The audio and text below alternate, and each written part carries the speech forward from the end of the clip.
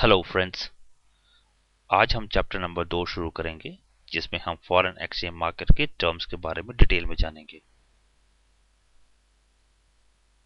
आप यहाँ स्लाइड पर कुछ बेसिक टर्म्स देख सकते हैं जिनमें से कुछ प्रमुख हैं: base currency, bear market, bull market, forex, margin call, pips, points, short, spread.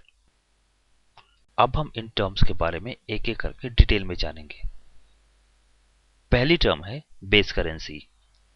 Base currency वो करेंसी होती है जो बाकी करेंसी के साथ पेयर बनाती है। एग्जाम्पल के तौर पर US dollar. US dollar primary base currency है और बाकी करेंसी जैसे यूरो, जीबीपी, एयूडी और एनजेडी यानी कि न्यूजीलैंड डॉलर्स के साथ अपना पेयर बनाती है। दूसरी टर्म है बियर मार्केट। बियर मार्केट वो मार्केट होती है जो डिक्लाइन होती है यानी कि नीचे की ओर जाती है। बियर मार्केट का ये नाम इस तरह से पड़ा जैसे कि कोई बियर यानी कि भालू अपने हाथों से यानी अपने पंजों से मार्केट को नीचे धकेल रहा हो।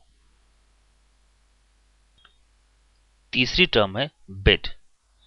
बिड वो रेट होता है जिस पर कोई ब्रोकर किसी करेंसी को खरीदता है।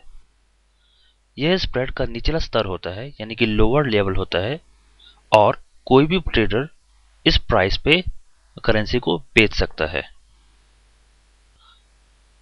चौथी टर्म है bull market. Bull market rising market यानी कि ऊपर की ओर जाती मार्केट को कहते हैं। यह बियर मार्केट के विपरीत होती है।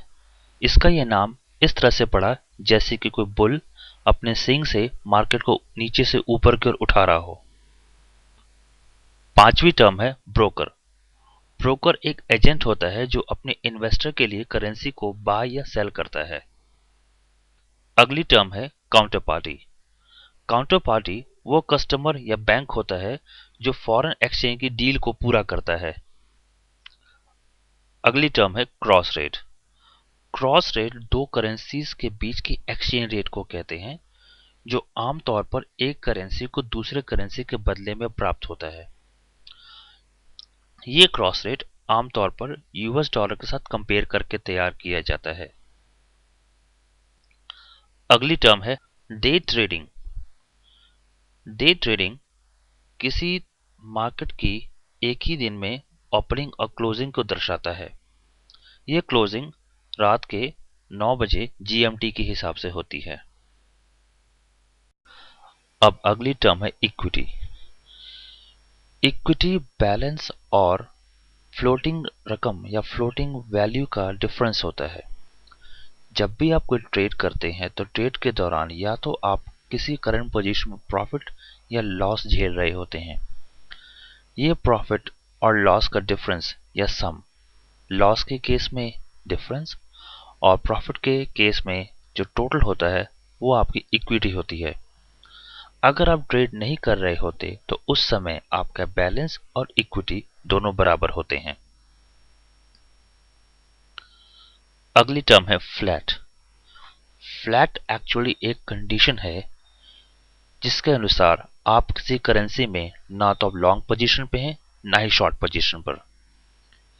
मान लीजिए आपने यूएस डॉलर में कोई ऐसी पोजीशन ली है जो आपके लॉन्ग और शॉर्ट दोनों को कैंसिल कर रही है।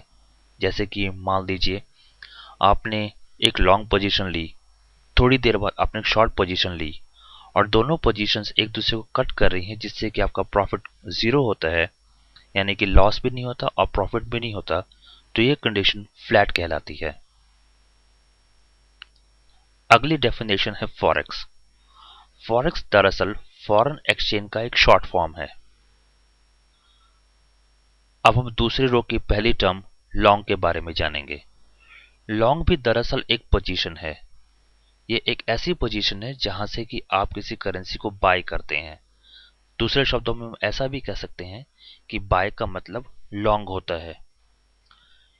लॉन्ग हमेशा बेस करेंसी के अनुसार होता है। अगर हम कहेंगे लॉन्ग डॉलर, इसका मतलब है लॉन्ग यूरो, अगर हम डॉलर यूरो के पेयर के बारे में बात करते हैं। अगली टर्म है लॉट। एक लॉट किसी करेंसी के 100,000 यानी कि $1,00,000 के बराबर की वैल्यू को दर्शाता है। अगली टर्म है मार्जिन।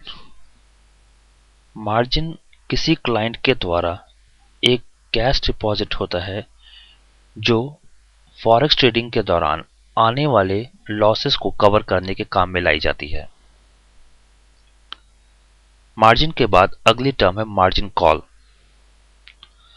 हर एक अकाउंट में एक मिनिमम वैल्यू होती है जो मार्जिन कहलाती है, यानी कि वैल्यू को या आपके डिपॉजिट को उससे कम नहीं किया जा सकता।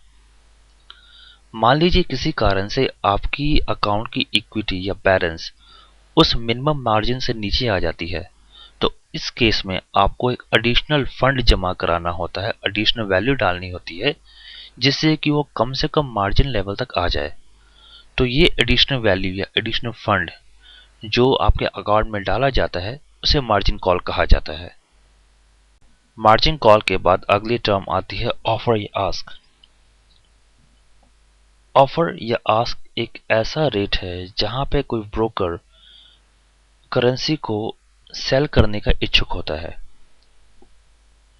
किसी भी स्प्रेड में जो हायर वैल्यू होती है वो ऑफर कहलाती है और ये बिड से हमेशा ज्यादा ही होती है। अगली टर्म है ओपन पोजीशन। मान लीजिए आपने किसी पोजीशन पे लॉन्ग या शॉर्ट पोजीशन ली है और वो अब तक चल रही है, यानी कि आपने उसे डील नहीं किया, तो ये पोजीशन ओपन पोजीशन कहलाएगी। अब हम जानेंगे ओवरनाइट ट्रेडिंग के बारे में। ओवरनाइट ट्रेडिंग एक ऐसी ट्रेडिंग पोजीशन होती है जो 2100 जीएमटी यानी कि 9 पीएम जीएमटी के बाद भी खुली रहती है। ये बात नोट करने लायक है कि इस चलती ट्रेडिंग पर भी ब्रोकर एक इंटरेस्ट चार्ज करते हैं। अगली डेफिनेशन है पिप या पॉइंट्स। किसी भी करेंसी के लिए 0.0001 की वैल्यू पिप या पॉइंट कहलाती है। सिर्फ जेपीवाई यानी कि जापानीज येन के लिए यह शर्त लागू नहीं होती। अगली टर्म है शॉर्ट। शॉर्ट टर्म लॉन्ग के विपरीत होती है, यानी कि ये वो टर्म होती है या ये वो पोजीशन होती है जहां से कि आप किसी करेंसी को सेल करते हैं। लॉन्ग की तरह ही ये भी बेस करेंसी के पर आधारित होती है। अगर हम कहें शॉर्ट डॉलर तो इसका मतलब होगा लॉन्ग यूरो। नेक्स्ट डेफिनेशन है स्प्रेड। बिड और आस्क के डिफरेंस को स्प्रेड कहा जाता है। आखिरी डेफिनेशन होगी वोलेटिलिटी की।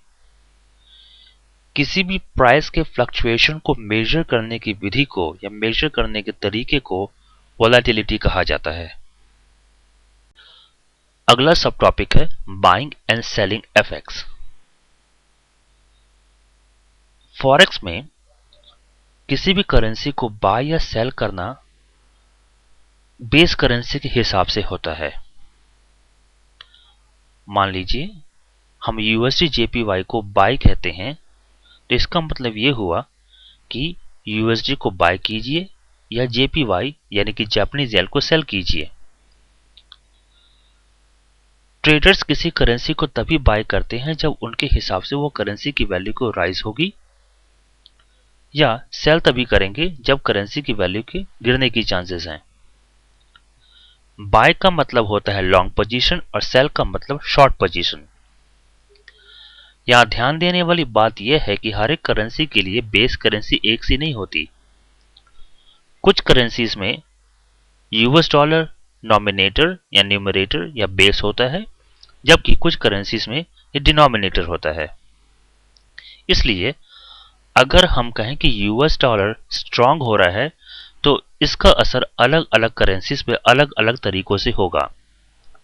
एग्जाम्पल के तौर पर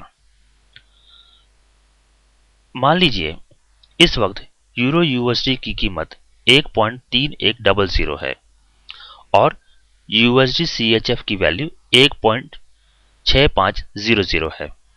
ध्यान देने की बात है, यूरो यूएसडी में यूएसडी बेस है और यूएसडी सीएचएफ में सीएचएफ बेस है। मान लीजिए इस वक्त यूरो यूएसडी की कीमत 1.3100 और दूसरी ओर यूएसडी सीएचएफ की कीमत 1.6500 है। यहाँ ध्यान देने की बात यह होगी कि यूरो यूएसडी में यूएसडी बेस करेंसी है, जबकि यूएसडी सीएचएफ में सीएचएफ बेस करेंसी है। अब मान लीजिए कि यूएसडी स्ट्रांग हो रही है, तो इसका असर दोनों करेंसीज पर अलग अलग तरीकों से पड़ेगा।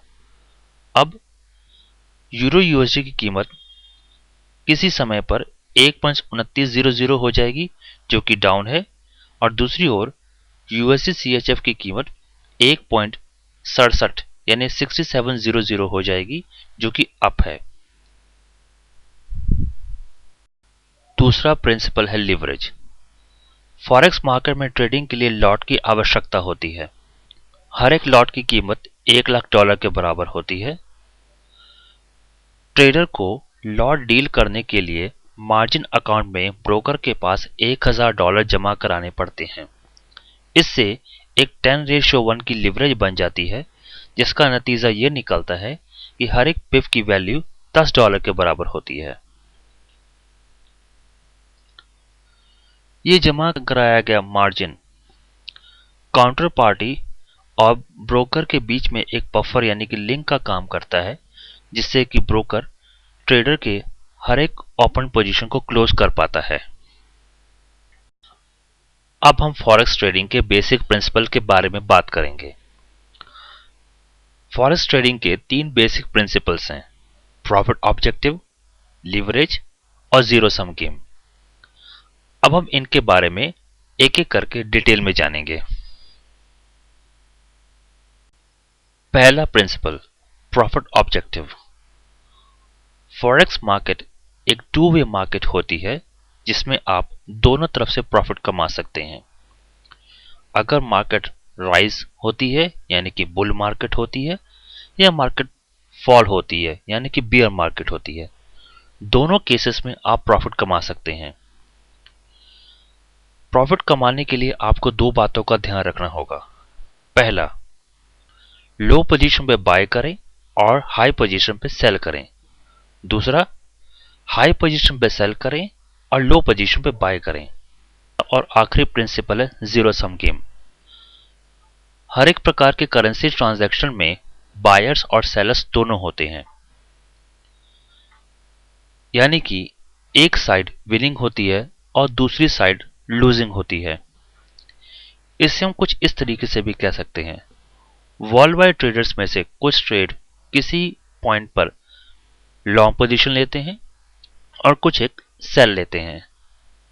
मार्केट क्योंकि एक ही तरफ मूव करती है, तो इनमें से जिनकी फेवर में ये पोजीशन गई है या मार्केट राइज या फॉल हुई है, उससे तो प्रॉफिट हो रहा है, जबकि दूसरे को लॉस हो रहा है। तो इस तरह हम जीरो सम गेम कहते हैं, जिसका मतलब कि कुछ लोग प्रॉफिट कमा रहे हैं, कुछ लोग लॉस कमा रहे हैं। यहाँ ध्यान देने की बात यह है कि ब्रोकर्स कभी भी लॉस में नहीं रहते, चाहे कोई क्लाइंट या ट्रेडर लूज कर रहा है या प्रॉफिट कमा रहा है। इसका कारण यह है कि ब्रोकर को हर एक ट्रांजैक्शन से पहले एडवांस में ही पेमेंट दी जाती है या पे किया जाता है। इसी के साथ हमारा चैप्टर नंबर 2 समाप्त होता है। Thank you.